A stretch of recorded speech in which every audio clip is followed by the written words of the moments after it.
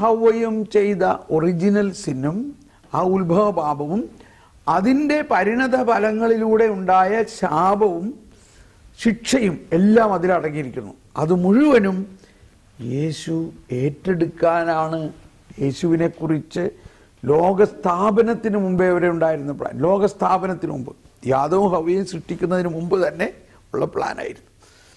അങ്ങനെ യേശു വന്നു, അത് ഏറ്റെടുത്തതിന് ശേഷം അങ്ങനെ അവരുടെ പാപം യേശു ഏറ്റെടുത്തു. അപ്പം ഇവർ മരിച്ചു കഴിഞ്ഞിട്ട് ഇവരുടെ ആത്മാവ്, അതിനാണ് പാതാളം എന്ന് പറയുന്നത്. അവൻ പാതാളത്തിലേക്ക് ഇറങ്ങി എന്ന് പറയുന്നത് നരകമല്ല. പാതാളം, നരകം എന്നത് ഈ ശിക്ഷയുടെ സ്ഥലമാണെങ്കിൽ പാതാളം എന്നത് ഈ മരിച്ച ആത്മാക്കളുടെ വാസസ്ഥലം എന്ന് പറയുന്നത് ഒരവസ്ഥയാണത്. അത് ഒരു സ്ഥലമല്ല. ആ അവസ്ഥയിലേക്ക്, അതായത് ആദം മുതൽ യേശു വരെയുള്ള എല്ലാ ആത്മാക്കളിലേക്ക് മരിച്ച യേശു, അതായത് അവരുടെ പാപങ്ങൾ ഏറ്റെടുത്ത യേശു കടന്നു ചെന്നു അവരെല്ലാവരെയും സ്വർഗത്തിലേക്ക് എടുത്തു. മനസ്സിലായോ? അതാണ് നമ്മൾ മരിച്ചവരുടെ കുർബാനയിൽ പാടുന്നതാണ്. ആദത്തിനും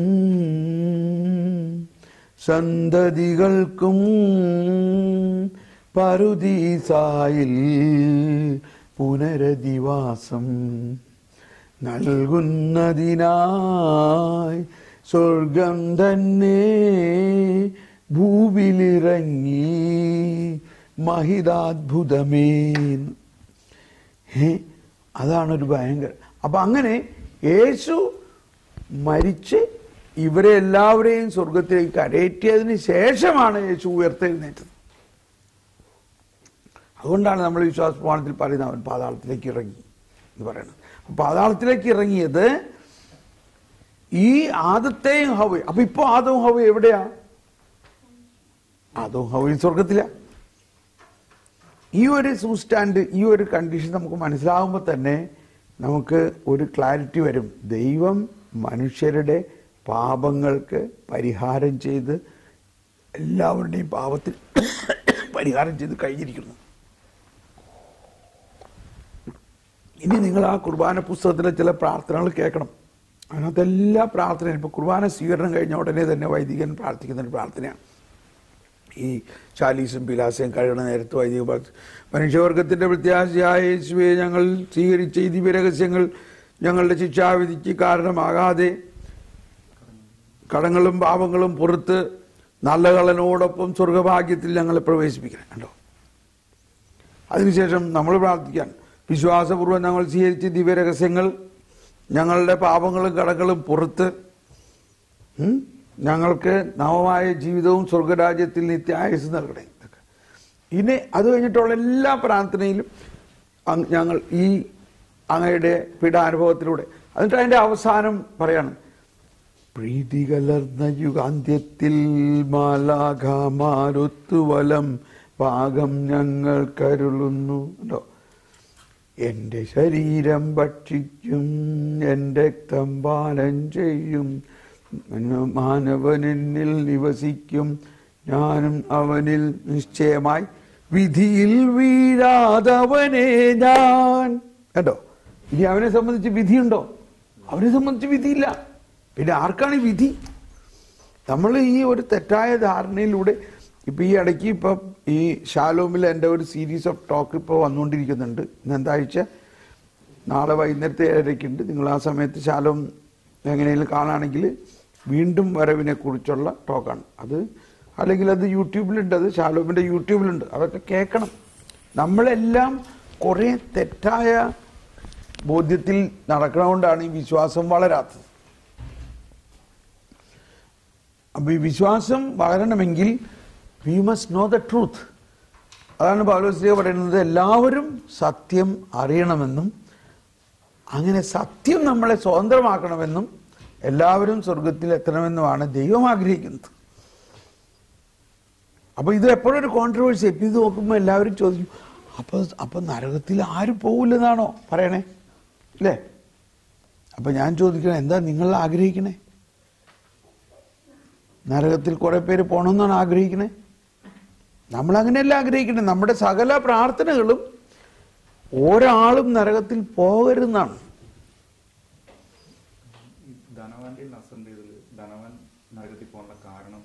അപ്പൊ അതാണ് മനസ്സിലായത്. അതൊരു ഉപമയാണ്. It is not an event. കാരണം ധനവാൻ ലാസറിനോട് സ്നേഹം കാണിച്ചില്ല. എന്താണ് ഏറ്റവും വലിയ കൽപ്പന? ഏറ്റവും വലിയ കൽപ്പന ദൈവത്തെ സ്നേഹിക്കുക, അതുപോലെ നിന്റെ അയൽക്കാരനെ സ്നേഹിക്കുക. മനസ്സിലായിട്ടുണ്ടോ? അപ്പോൾ നമ്മളുടെ അതൊരു നടന്ന സംഭവമായിട്ടല്ല, അതൊരു ഉപമയായിട്ടാണ് മനസ്സിലാക്കേണ്ടത് കേട്ടോ. അപ്പൊ അതിൽ ധനവാൻ അവൻ്റെ ഈ ധനമെല്ലാം അവന് ദൈവത്തിൽ നിന്ന് കിട്ടിയതാ.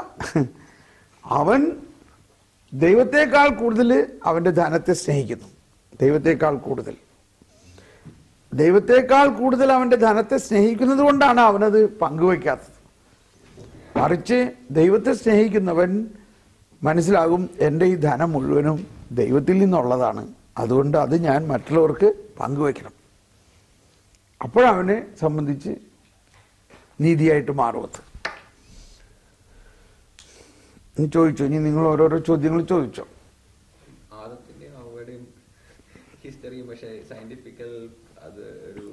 അതാണ്. അപ്പൊ സയന്റിഫിക്കലി നമ്മൾ ഇങ്ങനെ മനസ്സിലാക്കേണ്ടത്. ഇപ്പൊ സയന്റിഫിക്കലി നമ്മളൊക്കെ പഠിച്ചേക്കുന്നതും ഒക്കെ മനുഷ്യവർഗം ഒരു മൃഗത്തിൽ നിന്നുണ്ടായെന്നാണ്. അതിന് ഈ ഒരു ലോജിക്ക് അപ്ലൈ ചെയ്താൽ നല്ലതാ.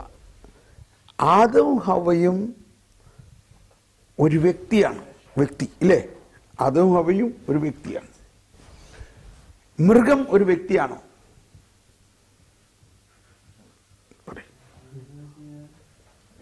മൃഗം ഒരു വ്യക്തിയാണോ? ഇപ്പൊ നമ്മളൊരു പട്ടി അല്ലെങ്കിൽ ഒരു പൂച്ച, ഒരു ആന,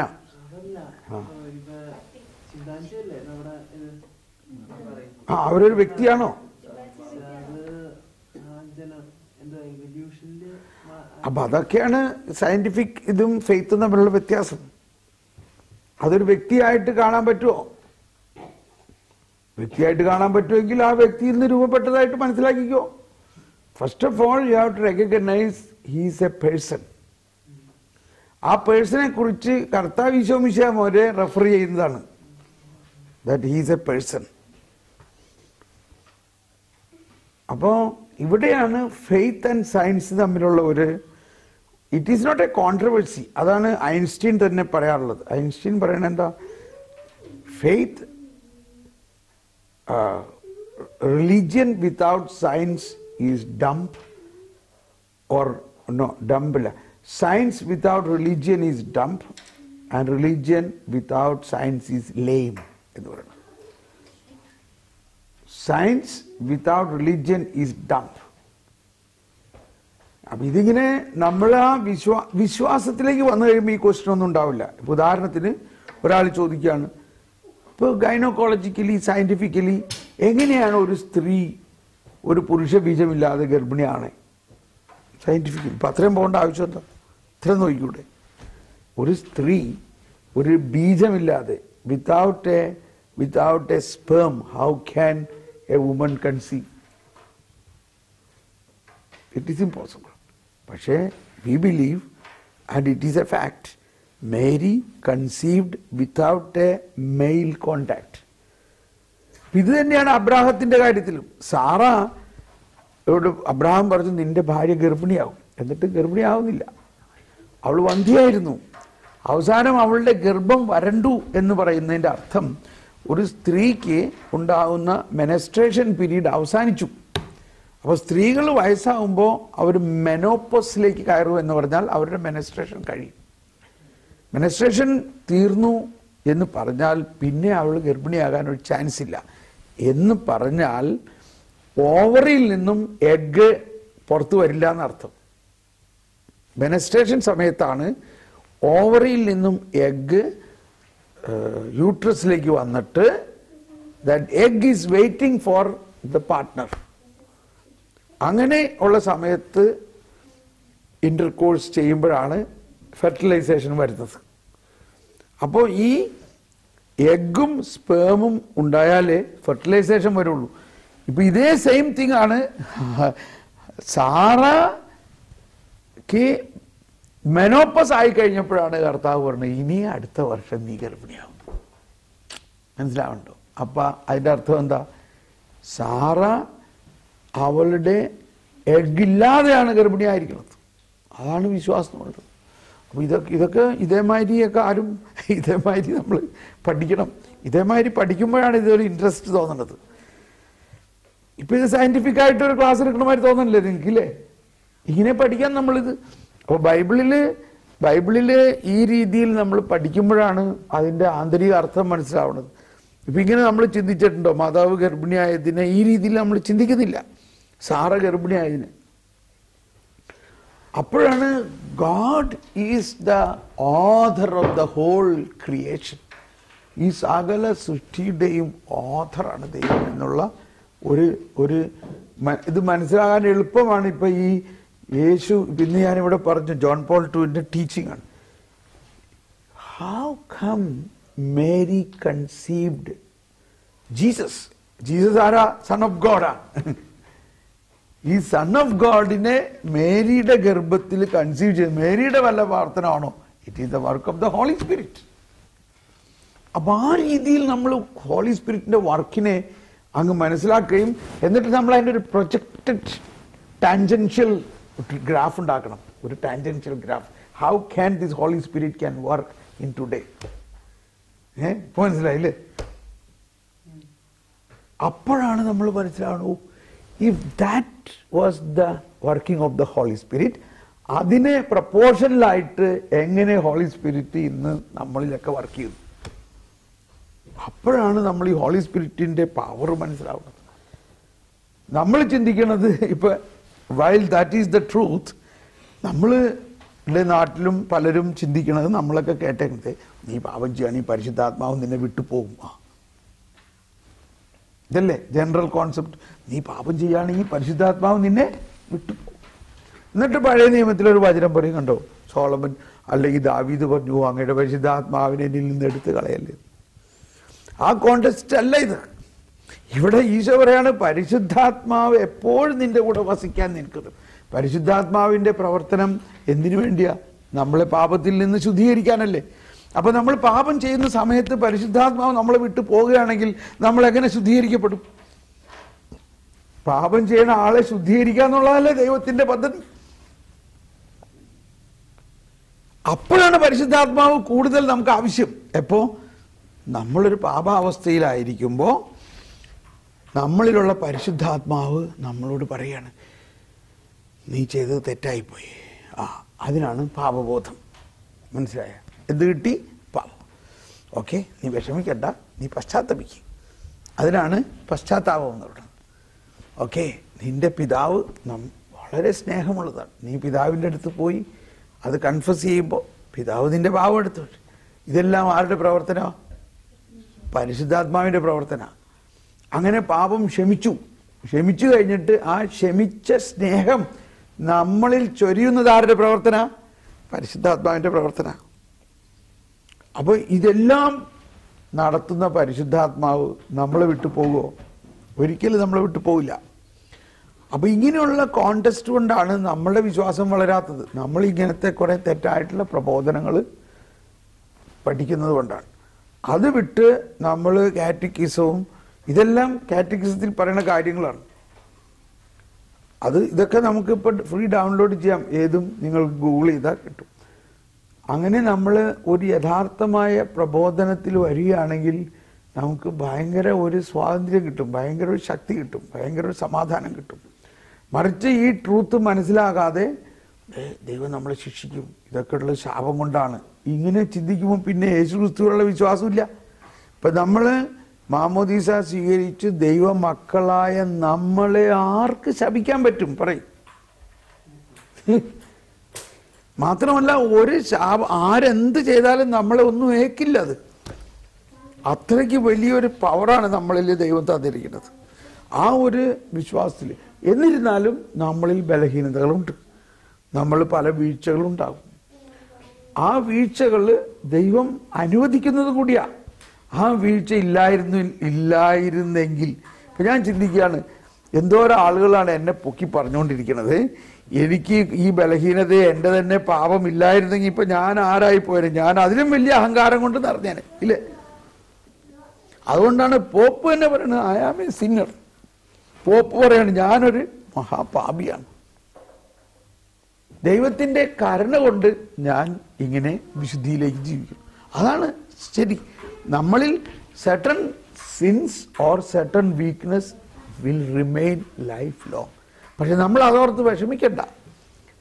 അതിനേക്കാൾ വലിയ കൃപ നമ്മളിൽ ദൈവം തന്നിട്ടുണ്ട്, പരിശുദ്ധാത്മാവിൻ്റെ ശക്തി.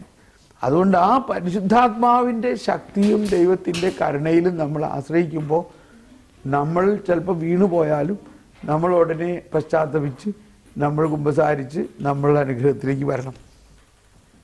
മറിച്ച് നമ്മൾ വിചാരിക്കുകയാണ് അയ്യോ ഞാൻ ഇങ്ങനെയൊക്കെ ചെയ്യുകയാണെങ്കിൽ എൻ്റെ അകത്തുള്ള പരിശുദ്ധാത്മാവ് വിട്ടു പോകും എന്ന് പറയുകയാണെങ്കിൽ നമ്മൾ പരിശുദ്ധാത്മാവിനെ കുറിച്ച് എന്താ മനസ്സിലാക്കിയേക്കണേ?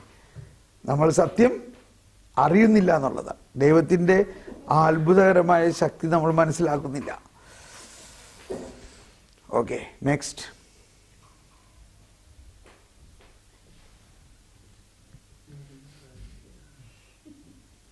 ഓക്കെ, ഇപ്പം ഇനി ഇത്രയും നേരവും സംസാരിച്ചതിലൂടെ ഇപ്പം നേരവും കേട്ടതിലൂടെ നമുക്കൊന്ന് കണ്ണടിച്ചിങ്ങനെ പ്രാർത്ഥിക്കാം. കർത്താവ്, ഇന്ന് ഇത്രയും കേട്ടതിലൂടെ ഞങ്ങൾക്ക് കിട്ടിയ ഉൾക്കാഴ്ചകളെ കുറിച്ച് നന്ദി പറയുന്നു. ഇപ്പം നിങ്ങളൊന്ന് ചിന്തിക്കുക, ഇത്രയും ഉച്ചയ്ക്ക് കേട്ട ക്ലാസ്സും ഇപ്പോൾ കേട്ട കാര്യങ്ങളിലൂടെയും നിങ്ങൾക്ക് എന്ത് ഒരു പുതിയ ആശയം കിട്ടി? ആ പുതിയ ആശയത്തെ ഒന്ന് മനസ്സിൽ കണ്ടുകൊണ്ട് കർത്താവ് അതിന് നന്ദി പറയണു.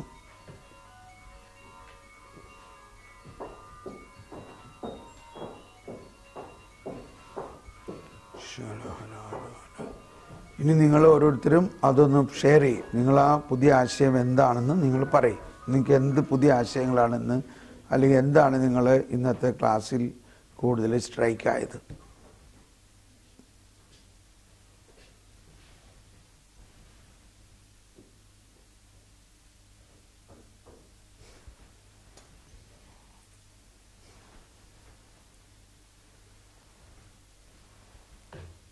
അന്ന അല്ലേ? അന്ന വാ.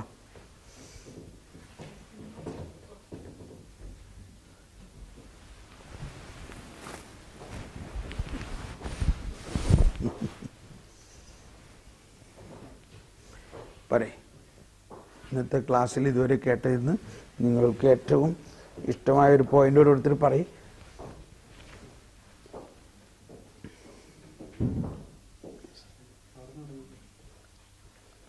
You want to say? You can say in Deutsch. കരയാൻ പറയാം. See, you can. ഇത് നോക്കിയാൽ നീ ക്യാമറയിൽ കണ്ടോ? എന്നാ പോയിക്കോ. അവൾ ഉറങ്ങാൻ തുടങ്ങിയില്ലേ? കഴിഞ്ഞ പ്രാവശ്യമൊക്കെ ഓടി വന്ന് ചാടി എൻ്റെ മടിയിൽ ഇങ്ങനെ കയറിയിരുന്നതാ. Yes, come on, start. തുടക്കം മുതൽ പറയും.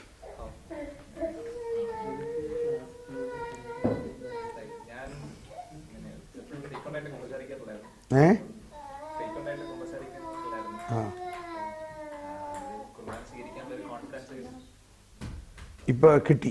കുമ്പസാരിക്കാൻ പറ്റിയില്ലെങ്കിലും കുർബാന സ്വീകരിക്കാം, മാരക പാപങ്ങളൊന്നും ചെയ്തിട്ടില്ലെങ്കിൽ. നമ്മൾ ഈ ചില്ലറ കൊച്ചു പാപം ചെയ്തേക്കണത്, എന്നിട്ട് അതിനോർത്ത് നമ്മളിങ്ങനെ ഗിൽറ്റ് ഫീലിങ്സിൽ വരികയാണ്. പക്ഷേ you have to go for holy mass and you can. അപ്പം എന്തർത്ഥത്തിലാണ് നമ്മൾ ചിന്തിക്കണേ? ഇത് നിങ്ങളുടെ പാപമോചനത്തിനായി ഞാൻ നിങ്ങൾക്ക് തരുന്ന എൻ്റെ ശരീരമാണ്. അത് കഴിഞ്ഞിട്ട് വീണ്ടും നമ്മൾ പറയണം, ഭൂലോക പാപം നീക്കുന്ന ദൈവത്തിന്റെ ചെമ്പുരാട്ടിയും കുട്ടിയായി ഈശോ തമ്പുരാനെ ഞങ്ങളുടെ മേൽ കരുണയായിരിക്കണേ. അത് കഴിഞ്ഞിട്ട് വീണ്ടും പറയാണ്, കർത്താവ് ഈശോ മിശിഹായുടെ ശരീരവും രക്തവും നിങ്ങളുടെ പാപമോചനത്തിനും നിത്യജീവനുമായിട്ടാണ്. അതിനിടയ്ക്ക് ലത്തീൻ കുർബാനയിലത്തെ ഒരു പ്രാർത്ഥനയുണ്ട്, ഇങ്ങനെ സമാധാനം ആശംസിക്കുന്നതിന് മുമ്പുള്ള പ്രാർത്ഥന. ഇവിടെ നിങ്ങൾ ഖുർആൻ ലത്തീനിലാണല്ലോ കൂട്ടുന്നത്. അപ്പോൾ അതിങ്ങനെ പറയണത്, O Lord, don't look at our sins but look at the faith of your church and grant us peace. കണ്ടോ, ഞങ്ങളുടെ പാപങ്ങൾ പരിഗണിക്കാതെ അങ്ങയുടെ സഭയുടെ വിശ്വാസത്തെ തൃക്കൺ പാർത്തുകൊണ്ട് ഞങ്ങൾക്ക് സമാധാനം നൽകണേ എന്ന് പറഞ്ഞാൽ ഞങ്ങളുടെ പാപം പൂർണ്ണമായിട്ട് എടുത്തു മാറ്റി ഞങ്ങൾക്ക് സമാധാനം നൽകണേ. മനസ്സിലാവുന്നുണ്ടോ? അത് ആരും ശ്രദ്ധിക്കാറില്ല. അതൊക്കെ വചനമാണ്. ഈശോ പൗലോസ്ലീഹയുടെ ലേഖനത്തിൽ പറയാണ്, He did not consider our sin against us. നമ്മുടെ പാപം നമുക്കെതിരെ പരിഗണിക്കാതെ അവൻ നമ്മുടെ പാപത്തെ ഏറ്റെടുത്ത് നമുക്ക് വേണ്ടി ബലിയായി തീർന്നു. Okay, good. നെക്സ്റ്റ്. എനിക്ക് എന്താ മനസ്സിലായെന്ന് വെച്ച് കഴിഞ്ഞാൽ ഏത് വചനത്തിലായാലും വേദപുസ്തകത്തിലായാലും പോസിറ്റീവായിട്ടൊരു അപ്രോച്ച് ഉണ്ട്. അത് നമ്മള് നേരത്തെ ഞാൻ നേരത്തെ പല കാര്യങ്ങളും തെറ്റായ രീതിയിലാണ് വിചാരിച്ചിരുന്നത്. അപ്പോൾ പല ആവശ്യമില്ലാത്ത ചോദ്യങ്ങൾ എന്റെ മനസ്സിൽ വന്നിരുന്നു. അപ്പൊ ഓരോന്നിലും പോസിറ്റീവായിട്ടുള്ളൊരു അപ്രോച്ച് കണ്ടെത്തി കഴിഞ്ഞു കഴിഞ്ഞാൽ അതില് നമുക്ക് എന്താ പറയാ, നമുക്കൊരു വെരി ഗുഡ് പോയിന്റ്. അതാണ് നമ്മൾ ഏത് വചനത്തിലും അതിൻ്റെ ഫിഗറേറ്റീവ് ലാംഗ്വേജ് കൊണ്ടോ അതിൻ്റെ ഭാഷയുടെ പരിമിതി കൊണ്ടോ നമ്മുടെ അകത്തുള്ള സെറ്റിംഗ്, നമ്മുടെ അകത്ത് ഓരോന്നിനും ചില മീനിങ് സെറ്റ് ചെയ്തിട്ടുണ്ട്, അതുകൊണ്ടോ ചിലപ്പോൾ നെഗറ്റീവ് തോന്നാം. പക്ഷേ ബൈബിള് മുഴുവനും പോസിറ്റീവാണ്, എല്ലാം ദൈവത്തിൻ്റെ സ്നേഹമാണ്. ഇപ്പോൾ ഒരു ഉദാഹരണം പറയുകയാണെങ്കിൽ നമ്മൾ മലയാളത്തിൻ്റെ വാക്കുകൾ വളരെ കുറവുള്ളൂ. ഇപ്പം ഗ്രീക്ക്, ലാറ്റിൻ ഇത് വെച്ച് നോക്കുകയാണെങ്കിൽ ഇംഗ്ലീഷും മലയാളവും ഭയങ്കര പരിമിതമാണ്. അപ്പോൾ ഇതിൻ്റെ ട്രാൻസ്ലേറ്റ് ചെയ്ത ആളുകൾ എന്തർത്ഥം ഉപയോഗിച്ചിട്ടാണ് ട്രാൻസ്ലേറ്റ് ചെയ്യുന്നുള്ള ഒരു വശം. ഒരു ഉദാഹരണം ഞാൻ പറയാറുള്ളത്, അണലി സന്തതികളെ എന്ന് ഈശോ പറയുമ്പോൾ നമ്മൾക്ക് അതിനകത്ത് മനസ്സിലാവണമെന്ന് ഈശോ വളരെ കഠിനമായിട്ട് അവരെ വഴക്ക് പറയണ മാതിരിയല്ലേ, അല്ലേ? അങ്ങനെയല്ലേ തോന്നണേ? പക്ഷേ അത് തമിഴ് ബൈബിളിൽ പറയുന്നത് കേട്ടോട്ടോ. തമിഴ് ബൈബിളിൽ പറയുന്നത്, അണലിപ്പാമ്പിൻ പൈതങ്ങളെ നിങ്ങൾ എപ്പടി നന്മ ചെയ്യ മുടിയും. മനസ്സിലായോ? കണ്ടോ? അതിൻ്റെ ട്രാൻസ്ലേഷൻ നോക്കുകയാണെങ്കിൽ മീനിങ് വേഴ്സ് ശരിയല്ലേ? അണലി സന്തതികളെ, അണലി പാമ്പിൻ പൈതങ്ങളെ, ഇറ്റ് ഈസ് സെയിം. പക്ഷെ സന്തതി എന്ന് പറയുന്നതിന് നമ്മുടെ മലയാളത്തിലുള്ള നമ്മുടെ മൈൻഡ് സെറ്റിംഗ് ഒരു വ്യത്യാസത്തിലാണ്. അതുകൊണ്ട് നമ്മളതിന് അപ്പം അവിടെ ഉദ്ദേശിക്കുന്നത് പാമ്പിൻ പൈതങ്ങളെ എന്ന് പറഞ്ഞാൽ പാമ്പിൻ കുഞ്ഞിൻ്റെ അകത്ത് വിഷം വരുന്നത് ആ കുഞ്ഞിൻ്റെ കുറ്റമാണോ? പറയും. അത് ഒറിജിനൽ സിന്നിൽ നിന്ന് വരുന്നത് കൊണ്ടാണ് എന്നതാണ് ഈശോ അവിടെ ഉദ്ദേശിക്കുന്ന ഒരർത്ഥം. മറ്റൊരർത്ഥം കപട ബുദ്ധിയാണ് പാമ്പ്. അണലി പാമ്പ് ഇങ്ങനെ പതുങ്ങി കിടക്കും, നമ്മൾ കാണില്ല പാമ്പിനെ. നമ്മൾ വരുമ്പോൾ പെട്ടെന്ന് പാമ്പ് എണിട്ട് അതാണ് ഫരിസേയ മനോഭാവത്തിൻ്റെ ഒരു സാരാംശം. Okay, so it's A very good point. ആ ഒരു സ്റ്റാൻഡാണ്. അതുകൊണ്ടാണ് അതിനെ വേറൊരു വിധത്തിൽ പറയുകയാണെങ്കിൽ, ഒരു സ്ക്രിപ്ചറലായിട്ട് പറയുകയാണെങ്കിൽ ഈശോ പറഞ്ഞു, ആദ്യം നിങ്ങൾ ദൈവരാജ്യവും ദൈവനീതിയും അന്വേഷിക്കുവിൻ, പിന്നെ ബാക്കിയുള്ളതെല്ലാം നിങ്ങൾക്ക് മനസ്സിലാവും. അതായത് നിങ്ങൾ ദൈവരാജ്യം സ്നേഹമാണ്, ബിക്കോസ് ഗോഡ് ഈസ് ലവ്. ദൈവരാജ്യം സ്നേഹരാജ്യമാണ്. എന്തുകൊണ്ടാണ്? ദൈവം സ്നേഹമാണ്. ദൈവനീതി എന്നത് ഈ മാനുഷിക നീതി പോലെയല്ല. ഇവിടെ എന്താ നീതി? തെറ്റ് ചെയ്യുന്നവൻ ശിക്ഷിക്കപ്പെടും. എന്നാൽ ദൈവനീതി എന്ന് വെച്ചാൽ തെറ്റ് ചെയ്യുന്നവൻ്റെ തെറ്റ് ദൈവം ഏറ്റെടുത്ത് അവനെ രക്ഷിക്കും. അതാണ് ദൈവനീതി. ഇത് രണ്ടും മനസ്സിലായി കഴിഞ്ഞാൽ കംപ്ലീറ്റ് പോസിറ്റീവാണ്. ബാക്കിയുള്ളതൊക്കെ നമുക്ക് മനസ്സിലാവും. ഇത് മനസ്സിലാക്കാതെ നീ തിന്മ ചെയ്ത ദൈവം ശിക്ഷിക്കും എന്ന് മനസ്സിലാക്കുകയാണെങ്കിൽ നേരെ ഇതിൻ്റെ ഓപ്പോസിറ്റാണ്. അപ്പോൾ നമുക്ക് എല്ലാത്തിൻ്റെയും അർത്ഥം വേറെ തരത്തിലേ മനസ്സിലാവുള്ളൂ. Very good point. Okay, next. കുർബാനയെ കുറിച്ച് കൂടുതൽ അറിയാൻ പറ്റും. പിന്നെ രണ്ടാമത് പാവങ്ങളെ കുറിച്ച്. പിന്നെ എനിക്കൊരു ചെറിയൊരു ചോദ്യം. ഇപ്പൊ അണലി സന്തതികളെന്ന് പറഞ്ഞു, ബ്രദർ അതിന്റെ ഒറിജിനൽ വെർഷൻ ഗ്രീക്കിലാണെന്ന് പറഞ്ഞില്ലേ? ഗ്രീക്കിലുള്ളത് വായിച്ചിട്ടില്ലെങ്കിലും ഗ്രീക്കിന്റെ ട്രാൻസ്ലേഷൻ മറ്റു പലതും ചെയ്തതിനകത്ത് ഇങ്ങനെയാണ് പറയുന്നത്. ഈ അണലിയെ ഗ്രീക്കുകാർ ചിന്തിക്കുന്നത് പാപത്തിന്റെ ഒരു സ്രോതസ്സായിട്ടാണ്. അവരുടെ നാട്ടിലെ അന്നത്തെ കാലഘട്ടത്തിന്റെ ഒരു സിമ്പിൾ. അണലി എന്ന് പറയുന്നത് ഒരു പാപത്തിന്റെ സ്രോതസ് മാതിരിയാണ്.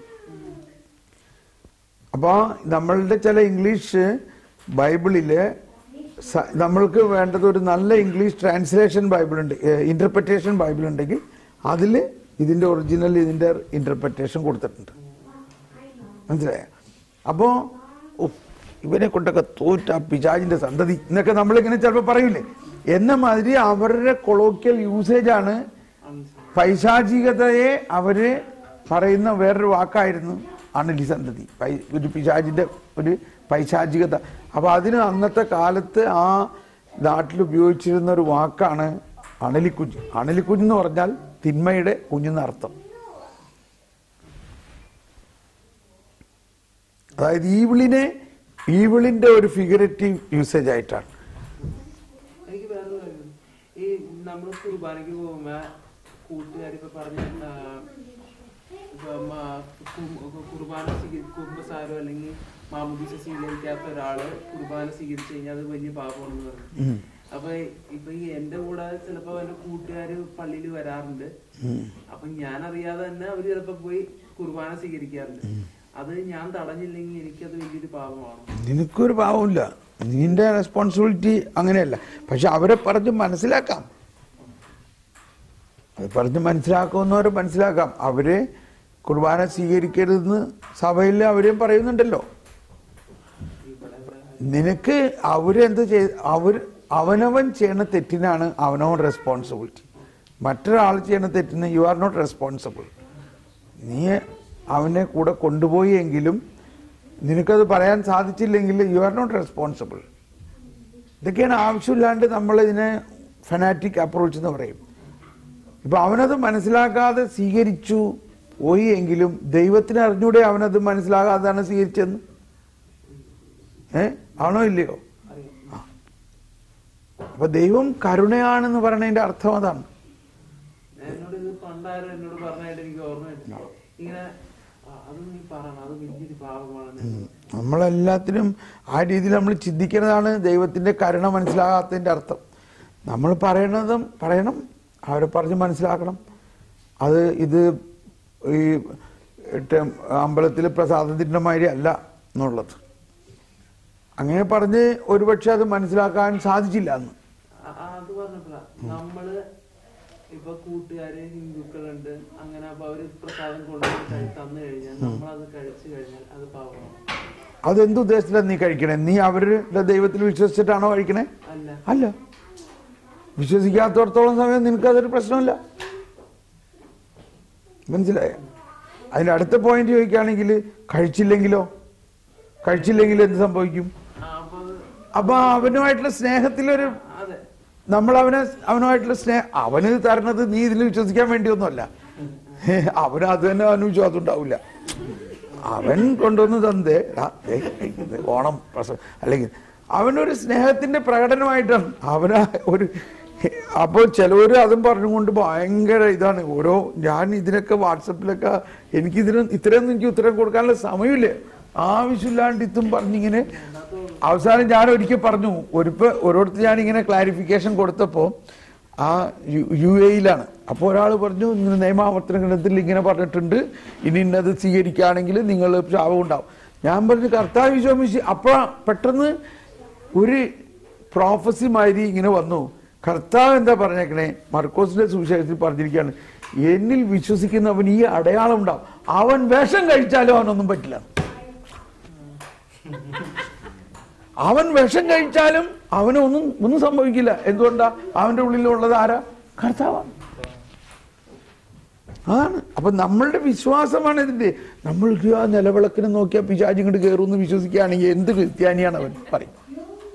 അവന്റെ അകത്ത് സർവാധിപനായ കർത്താവുണ്ട്, അതേ സമയത്ത് അവൻ നിലവിളക്കിനെയും പ്രസാദത്തിനെയും പേടിച്ച് ജീവിക്കണം.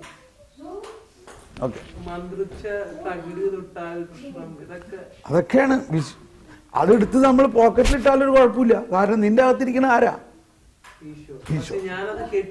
നീ കെട്ടണതും എന്തുദ്ദേശത്തിലാ കെട്ടാണെങ്കിൽ തന്നെ അതാണ്. നീ കെട്ടാണെങ്കിൽ തന്നെ ഇത് കെട്ടിയാൽ എനിക്ക് സൂക്കേട് മാറും, ഞാനത് അവിടെയാണ് പ്രശ്നം ഉണ്ടാവുന്നത്. നീ ഇത് കെട്ടുമ്പോ നീ ആ പറയണ ഇതിൽ വിശ്വസിക്കണം. then that is not correct.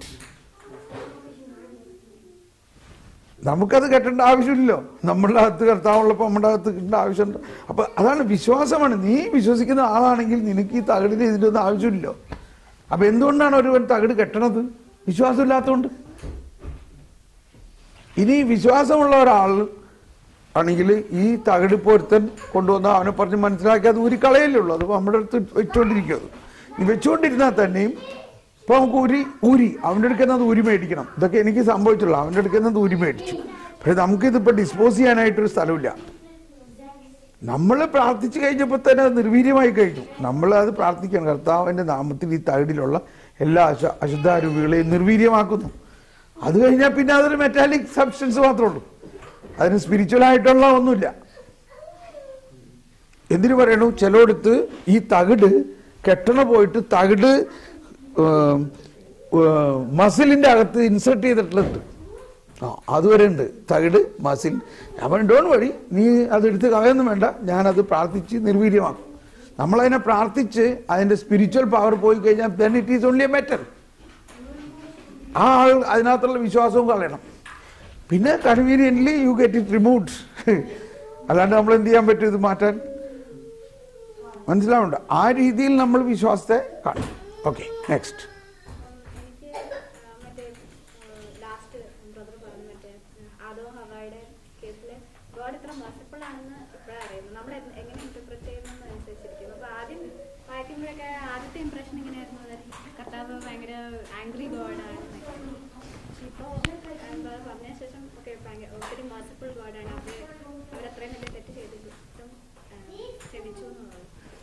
അതിനെ ഒന്നും കൂടി മനസ്സിലാക്കേണ്ടത്, അവരെവിടെ വെച്ചാ ഈ തെറ്റ് ചെയ്തേ? അവർ ദൈവസന്നിധിയിൽ വെച്ചാ ചെയ്തത്. എന്നിട്ട് ദൈവം എന്തുകൊണ്ട് അതിനെ പ്രിവെന്റ് ചെയ്തില്ല? ദൈവത്തിന് പറയുന്നില്ല, നിന്നോട് പറഞ്ഞാൽ ഇങ്ങനെ ചെയ്യുന്നു, വാങ്ങിട്ട് മാറി നിൽക്ക്, നീ അത് ചെയ്യരുതെന്ന് പറഞ്ഞില്ല, പിന്നെ എന്താ ചെയ്യണമെന്ന് വല്ലതും പറഞ്ഞു? ഒന്നും പറഞ്ഞില്ല. കാരണം അതാണ് കാറ്റഗിസത്തിൽ പറയാണ് 412. സമയം 7:30. Alright, thank you. ഇതാണ് മനസ്സിലാക്കേണ്ടത്. ദൈവത്തിന് അറിയാമായിരുന്നു ഇവരിത് ചെയ്യുമെന്ന്. അതുകൊണ്ടാണ് അതിനു മുമ്പ് തന്നെ ദൈവം അവനെ രക്ഷിക്കാനുള്ള പദ്ധതി ഉണ്ടാക്കി. കാരണം നമ്മൾ വിശ്വസിക്കുന്നത് ഈ രക്ഷാകര പദ്ധതി ലോകസ്ഥാപനത്തിന് മുൻപ് ദൈവം രൂപം കൊടുത്തു എന്നുള്ളതാണ്, ഇല്ലേ? അതാണ് അന്ത്യദിനത്തിലെ വിധി സമയത്ത് പറയാണ്. അനന്തരം രാജാവ് അരുളി ചെയ്തു, എൻ്റെ പിതാവിനാൽ അനുഗ്രഹിക്കപ്പെട്ടവരെ, ലോകസ്ഥാപനത്തിന് മുൻപ് നിങ്ങൾക്ക് വേണ്ടി ഒരുക്കിയിരിക്കുന്ന സ്ഥലം നിങ്ങൾ സ്വന്തമാക്കുവിൻ. ഇപ്പൊ ലോകസ്ഥാപനത്തിന് മുമ്പ് തന്നെ നമ്മൾ രക്ഷിക്കാനുള്ള പദ്ധതി ദൈവം ഉണ്ടാക്കിയിട്ടുണ്ട്. കാരണം ദൈവത്തിൻ്റെ അനന്തജ്ഞാനത്തിന് അറിയാമായിരുന്നു മണ്ണിൽ നിന്നുണ്ടാക്കുന്നവനിൽ മണ്ണിൻ്റെ ബലഹീനതയുണ്ടാവും. അതുകൊണ്ടാണ് പറഞ്ഞത് മണ്ണിൽ നിന്നുള്ളവനെ നീ മണ്ണിലേക്ക് പോകൂ എന്ന് പറഞ്ഞതിൻ്റെ അർത്ഥം ഇതാണ്. God permits evil in order to draw forth some greater good. ദൈവം അത് അനുവദിച്ചത് അതിൽ നിന്ന് തന്നെ ദൈവത്തിന് വലിയ നന്മ ഉണ്ടാക്കാനുള്ള കഴിവുണ്ട്. അപ്പൊ ദൈവം എന്ന് പറഞ്ഞാൽ തിന്മയിൽ നിന്ന് പോലും നന്മ ഉണ്ടാക്കാൻ കഴിയുന്നവനാണ് ദൈവം. അതുകൊണ്ടാണ് നമ്മുടെ ലത്തീൻ ആരാധനാക്രമത്തിൽ ഈസ്റ്റർ വിജിലിനകത്ത് രാത്രി പാടുന്ന ഒരു സ്തോത്രഗീതമാണ് O happy fault you have given us such a great savior. അത് മലയാളത്തിൽ ഇങ്ങനെയാണ്. മലയാളത്തിൽ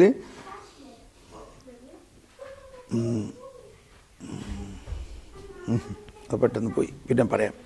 മലയാളത്തിൽ ആദത്തിൻ പിഴ കാരണമായി മർത്യനു വന്ന കടം വീട്ടാൻ ക്രിസ്തു നമുക്കായി തൻ രക്തം ചിന്തിയൊഴിച്ചാതോനുകളും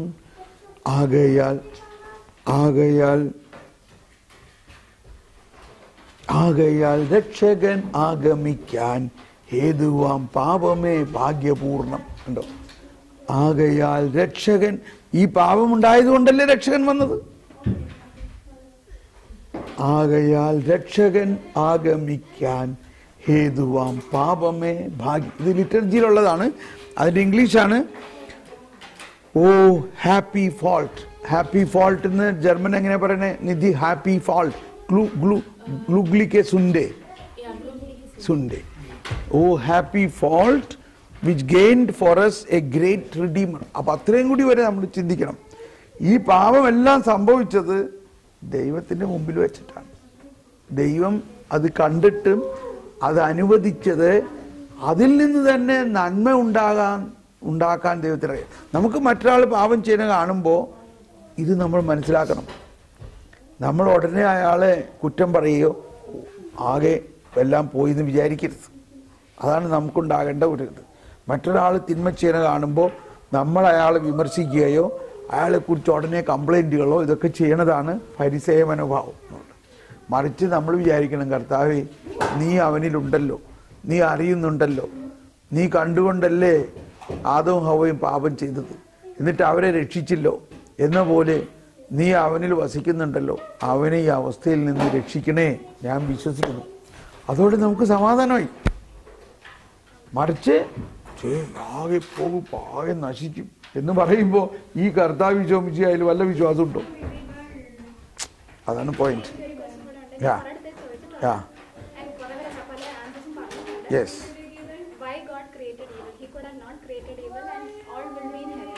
God has not created evil. അതാണ് എങ്ങനെയാണ് ഈവിൾ ഉണ്ടായത്. ഒരിക്കലും ഈവിളിനെ ദൈവം ക്രിയേറ്റ് ചെയ്യുന്നില്ല. But evil is a creation. എന്തുകൊണ്ടാണ് ഈവിൾ ഉണ്ടായത് അല്ലെങ്കിൽ പിശാച് ഉണ്ടായത്? പിശാച് ഒരു മാലാഖയായിരുന്നു. ആ മാലാഖയ്ക്കും സ്വാതന്ത്ര്യം ഉണ്ടായിരുന്നു. ആ മാലാഖയുടെ സ്വാതന്ത്ര്യത്തെ ദുരുപയോഗിച്ചത് കൊണ്ട് ആ മാലാഖ ദൈവത്തിന് എഗൻസ്റ്റായി. ഇനി അവിടെയും നമുക്ക് ചോദ്യം, ദൈവത്തിന് അതും കൺട്രോൾ ചെയ്യാമായിരുന്നല്ലോ. അപ്പൊ അവിടെയും ഇതാണ് പോയിന്റ്. ദൈവത്തിന്റെ ശക്തിക്ക് ഇത്രയും തിന്മയിൽ നിന്ന് പോലും നന്മ ഉണ്ടാക്കാൻ ശക്തി ഉണ്ട് എന്നതുകൊണ്ടാണ് ദൈവം അത് അലൗ ചെയ്തത്. തിന്മയിൽ നിന്ന് പോലും നന്മയുണ്ടാക്കാൻ ദൈവത്തിന് ശക്തിയുള്ളത് കൊണ്ടാണ്. അപ്പോൾ അന്തിമ വിധി എന്ന് പറഞ്ഞാൽ ഒരു വിധിയല്ല, ഒരു വിജയമാണ്. അതാണ് അന്തിമ വിധി എന്ന് പറയുന്നത്. ഈ സകലത്തിന്റെ മേലും വിജയിച്ച, അതാണ് ക്രിസ്തുരാജന്റെ പെരുന്നാൾ എന്നൊക്കെ നമ്മൾ പറഞ്ഞില്ലേ, ക്രിസ്തു രാജാവാകുന്നു എന്ന് പറയുന്നതിന്റെ അർത്ഥം പിശാചിന്റെ ഏറ്റവും വലിയ വഞ്ചനയിൽ നിന്ന് പോലും ദൈവം മനുഷ്യനെ വീണ്ടെടുത്ത് വിജയപ്രദമായി എന്നുള്ളതാണ്.